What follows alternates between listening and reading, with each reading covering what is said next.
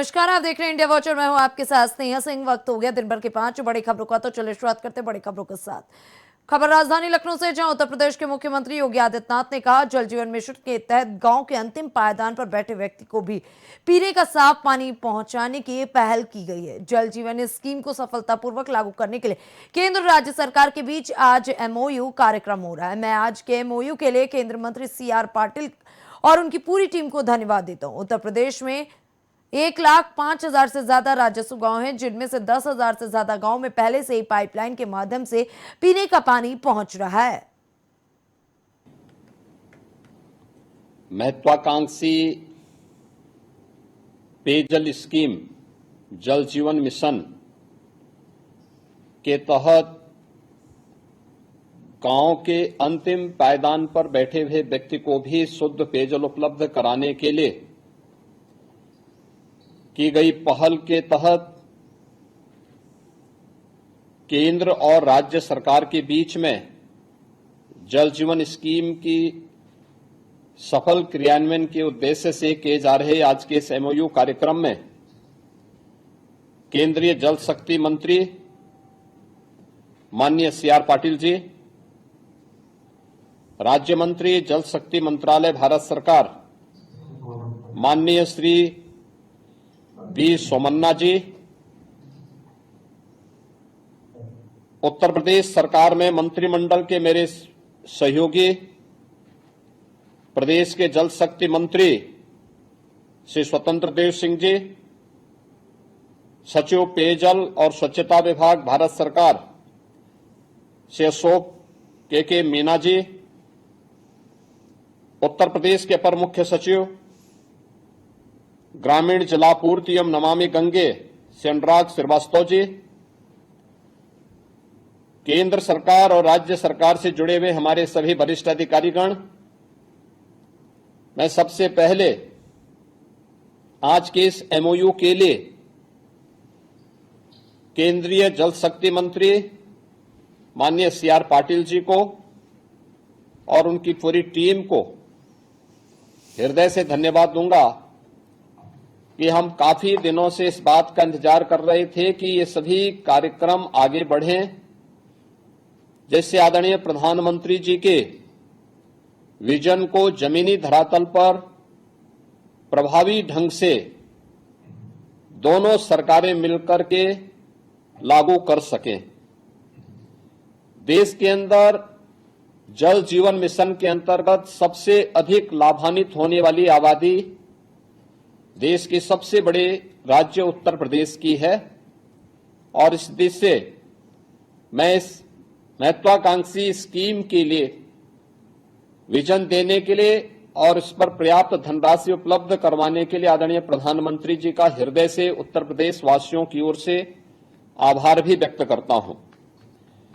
मैं केंद्रीय मंत्री माननीय CR पाटिल जी और उनकी टीम को अवगत कराना चाहता हूं कि उत्तर प्रदेश देश के अंदर 1,05,000 से अधिक राजस्व गांवों को उत्तर प्रदेश के अंदर 1,05,000 से अधिक राजस्व गांव हैं, जिनमें से 10,000 से अधिक गांव ऐसे हैं जिनमें पहले से ही। अगली और बड़ी खबर की तरफ रुख करते हैं, जहां मध्य प्रदेश के मंत्री कैलाश विजयवर्गीय ने इंदौर जिले के ब्रजेश्वरी NXC रेजिडेंशियल इलाके में लगी आग के स्थल का दौरा किया। इस घटना में 7 लोगों की मौत हुई थी। मंत्री ने मौके पर मौजूद अधिकारियों के साथ स्थिति का रिव्यू किया और जांच के आदेश दिए ताकि भविष्य में ऐसी घटनाओं को रोकने के लिए एक स्टैंडर्ड ऑपरेटिंग प्रोसीजर बनाया जा सके। इसकी पूरी जांच कराई जाएगी। घटना है, अलार्मिंग भी है, क्योंकि EV का युग है अभी और EV के चार्जिंग में आग लगी, मतलब ये हम सबके लिए सोचने वाली बात है कि क्योंकि पूरा समाज EV की तरफ जा रहा है, पूरी दुनिया EV की तरफ जा रही है, तो इस आग के माध्यम से हमने अभी जिलाधीश और पुलिस कमिश्नर से कहा कि एक्सपर्ट की कमेटी बनाई है कि कम से कम इसकी पुनरावृत्ति नहीं हो। ये आग कैसे लगी, क्या सब स्टैंडर्ड चार्जिंग स्टेशन था, क्या सब स्टैंडर्ड केबल थी, मतलब इसकी पूरी जानकारी लेकर और एक SOP बनाना चाहिए, क्योंकि हर घर के अंदर आज की तारीख में लोग सोचते हैं कि अब नई गाड़ी खरीदना है तो ईवी खरीदें, क्योंकि वैसे भी आप देख रहे हैं विश्व के अंदर जो अभी चल रहा है ऑयल को लेकर ही चल रहा है, और ऑयल के कब क्या भाव होंगे पता नहीं। इसलिए सब लोग ईवी के बारे में सोचते हैं। मैं भी सोचता हूँ कि अगली गाड़ी कोई खरीदना है तो ईवी ही खरीदना है, पर ईवी की चार्जिंग से अगर आग लगती है तो ये तो बहुत अलार्मिंग है। और इसमें कहाँ क्यों लगी आग, वैसे पूरे ईवी वाले कहते हैं कि सब सेफ है, सब सेफ है, सब सेफ है, पर आग का कारण ईवी है, चार्जिंग स्टेशन है, उसके कारण आग लगी है। तो क्यों लगी, इसको जरूर हम पता लगाएंगे। और मुझे लगता है कि मैं ब्रजेश्वरी में बहुत दिनों बाद आया हूँ, मतलब इतनी छोटी छोटी प्लाट पे इतने बड़े बड़े मकान बनते, ये भविष्य के लिए भी समस्या है। तो मैं रहवासी संघ के लोगों से मैंने कहा है कि भाई, तो उन्होंने खुद नहीं कहा, ये अभी क्या शुभ जगदीश निगम जी भी बता रहे थे कि दोनों साइड में कार खड़ी हो जाती है और बीच में अगर कोई बड़ी गाड़ी आना हो, एम्बुलेंस आना हो तो आ ही नहीं पाती। वही देख रहा था कि पूरी कॉलोनी के अंदर MOS कवर है। तो ये सब चीज़ें हैं, पर हमें क्योंकि बहुत पुरानी कॉलोनी है, मैं बहुत वर्षों बाद इस कॉलोनी के अंदर आया था, तो हमें इस बारे में भी विचार करना पड़ेगा, शक्ति के साथ, ताकत के साथ। नागरिकों को भी इस बारे में सोचना पड़ेगा। ये बहुत बड़ी घटना है, अलार्मिंग घटना है, और भविष्य में इस घटना की पुनरावृत्ति नहीं हो, इसके लिए SOP जरूर बनाएंगे। और भविष्य में ये भी देखना पड़ेगा कि जो भी हमारे रहवासी संघ है, मेयर साहब से मैं आग्रह करूंगा कि रहवासी संघ की एक मीटिंग बुलाकर, और इस प्रकार जो सड़क पर कार रख देते हैं जिसके कारण गाड़ियां ही नहीं आ पाती है।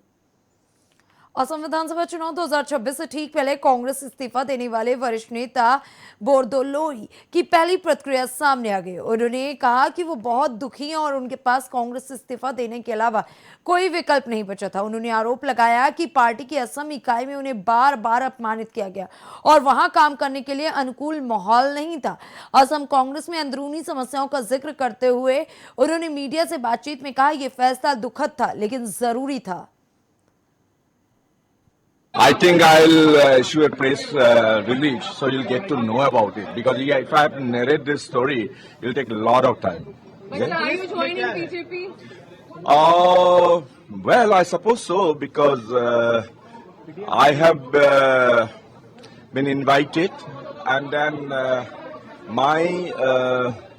in the uppermost of my mind, I have always, Assam was a very conflict-ridden state. So I have always tried to contribute for advancement of Assam and the entire Northeast region in my public life. I had been an MLA 4 times in Assam, and I represented a constituency in Upper Assam, which is Margarita, and this constituency was the nerve center of ULFA, And then there were a lot of threatenings, a lot of attempts on my life, even those days in the turbulent times. But then subsequently, there was a paradigm. We realized that first, if Assam has to be developed, first the traditional paradigm was peace has to be achieved in Assam, and then development will come. But peace was always elusive in Assam in the 90s. So what we did that time, that we shifted the paradigm. We decided if we have to wait for peace to return, because there were forces operating across the borders, that ULFA and other insurgent outfits were operating from, neighboring countries like Bhutan or Myanmar or even Bangladesh. So what we decided that time, for the interest of the Assamese people and the country, so we decided to shift the paradigm. We thought the first development must come, and peace will automatically follow. That was the paradigm. Priyanka Gandhi ने कहा कि आप की वजह से प्रियंका गांधी ने कहा कि आपकी नाराजगी है, लेकिन बाद No, में not आपने at all. मौका नहीं दिया बातचीत Not at all. Ticket is nothing.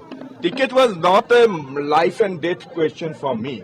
What was important for me to hold my head high, and because I have, it's like Congress party has given me a lot. Masood की वजह से बिल्कुल नहीं. But that was the last straw, because there is a very communal MP from UP called Imran Masood, who refuses to sing Bande Mataram. You know, Bande Mataram is a national song. Every Congress congregation, we first sing Bande Mataram. But this communal MP from UP, he was given some responsibility and charge, and when he started going to Assam, he started stoking the communal forces. He actually consolidated the criminals. So all these are not only that, they were very accumulated, different regions that I felt very suffocated.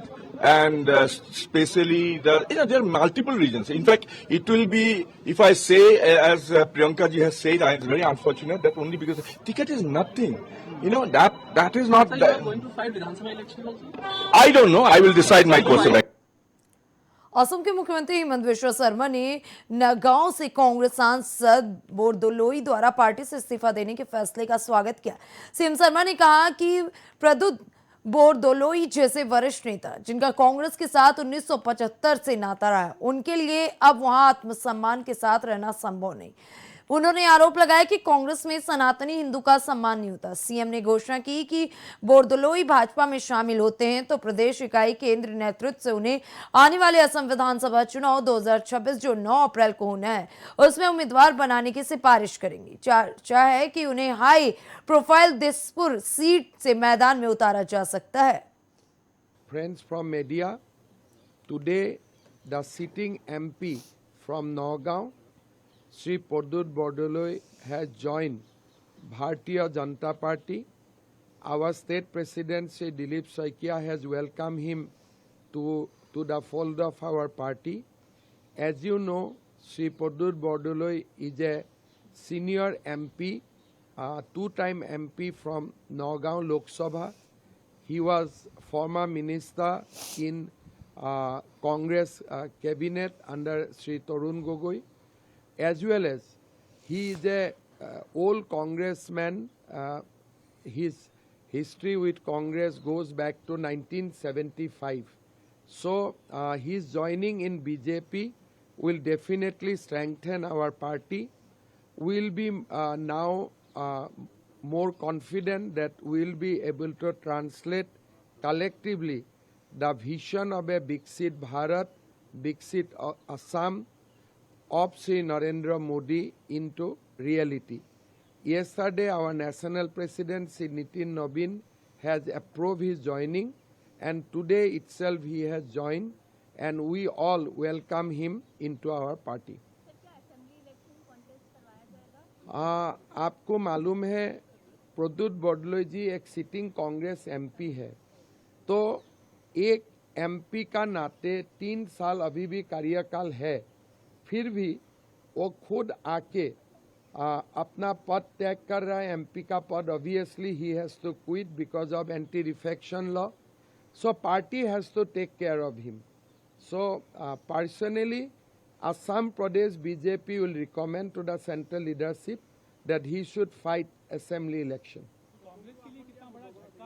देखिए आज जो कांग्रेस का जो हालत है, ये पूरा Congress party एक ऐसा आइडियोलॉजी में जा रहा है जो आइडियोलॉजी का साथ कोई स्वाभिमानी, जिसका मान है, जिसका सम्मान है, वो कांग्रेस में रहने का कोई भी अभी मेरा हिसाब से बहुत ही मुश्किल होगा, मुश्किल है।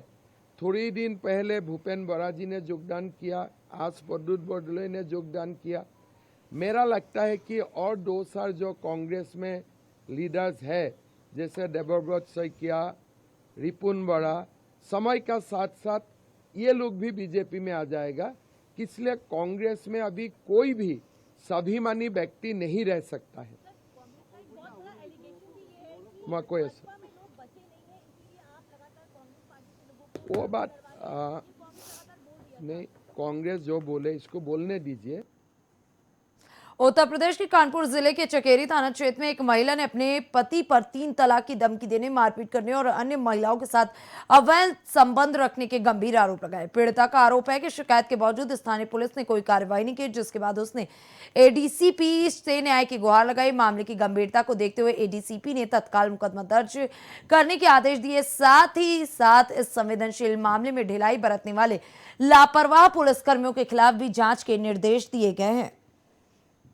ये हमारे संज्ञान में आया है कि एक महिला जिसका नाम नाजरीन है, उसके साथ उसके पति ने मारपिटाई की है और उसने महिला हेल्प डेस्क में कंप्लेन की है, जिस तहरीर की जांच हो रही है।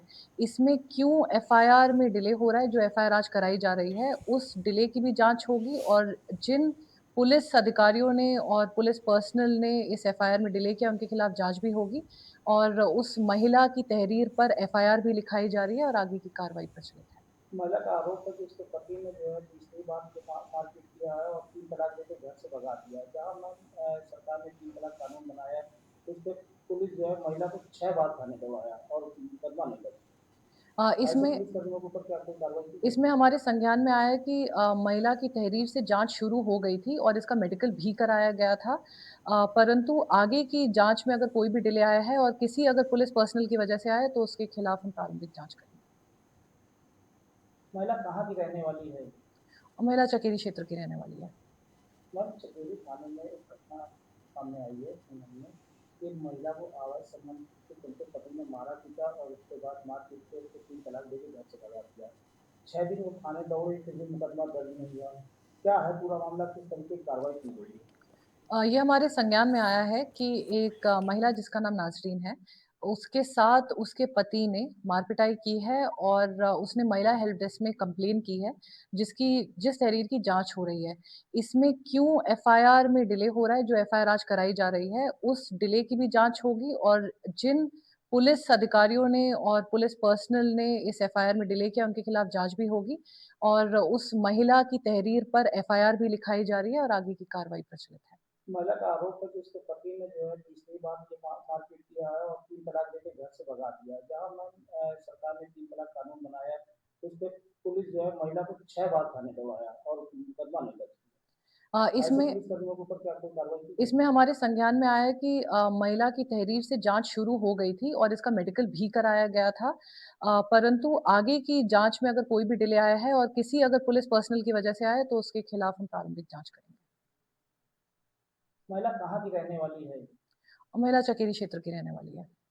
मैम, चकेरी थाने में एक घटना सामने आई है एक महिला को अवैध संबंध के चलते पति ने मारा पीटा और उसके बाद मारपीट के उसको 3 तलाक देकर घर से भगा दिया। 6 दिन वो थाने दौड़े, फिर भी मुकदमा दर्ज नहीं हुआ। क्या है पूरा मामला, किस तरीके की कार्रवाई की गई? ये हमारे संज्ञान में आया है कि एक महिला जिसका नाम नाजरीन है, उसके साथ उसके पति ने दिन भर की 5 बड़ी खबरों में बस इतना ही। देश दुनिया की ऐसी तमाम बड़ी और अहम खबरों को देखने के लिए बने रहें इंडिया वॉच के साथ।